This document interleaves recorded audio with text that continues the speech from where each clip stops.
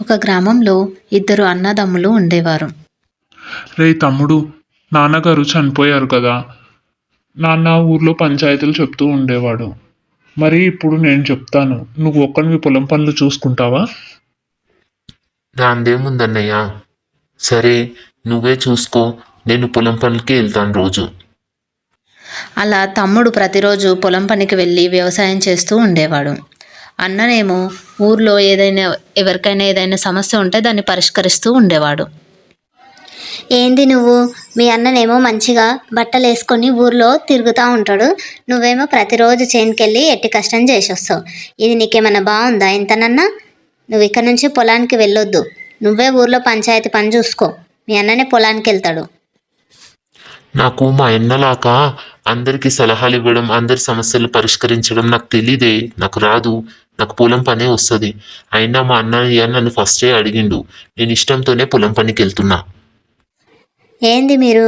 మీకు ఎంత చెప్పినా అర్థం కాదా? మీరు ఇక్కడ నుంచి పొలం పనికి వెళ్ళొద్దు. మీరే పంచాయతీ పనులు చూసుకోండి. వెళ్ళి మీ అన్నయ్యకి చెప్పండి. మీకు న్యాయం చెప్పడం రాకపోతే ఒకసారి మీ అన్నయ్యని చాటుగా గమనించండి. అతను ఎలా చెప్తున్నాడో దానిని బట్టి మీరు అలా చెప్పొచ్చు కదా. ఇక నుంచి ఒక 2 రోజులు మీ అన్నయ్యని గమనించి ఆ తర్వాత మీ అన్నయ్యకి చెప్పు, నేను పొలానికి వెళ్ళను అని. అలాగే లేవే, గమనిస్తాను. ఒకరోజు ఆ ఊర్లో ఒక ముసలావిడ చనిపోతుంది. వీళ్ళన్నయ్య ఆవిడ చనిపోయిన దగ్గరికి వెళ్తాడు.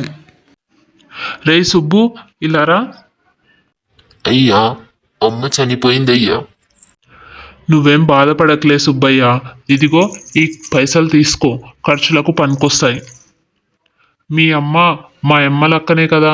మీ అమ్మ అంటే మా అమ్మ కాదా ఏంటి? హో, న్యాయం చెప్పడం అంటే గింతేనేమో.